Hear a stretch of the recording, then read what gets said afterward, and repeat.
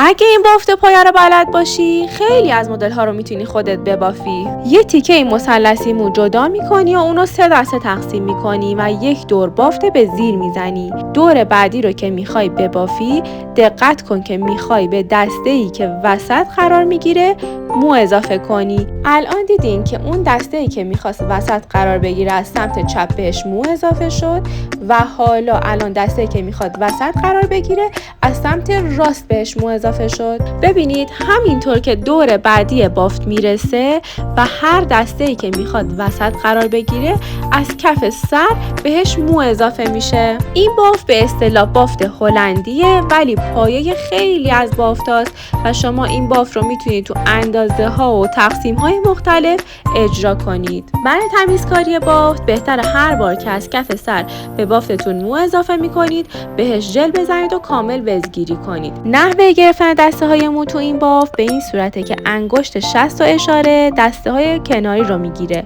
و به کمک انگشت وسط دسته‌ای که رها شده یعنی دسته وسط رو میگیره و قفل میکنه تا بافتتون شل نشه.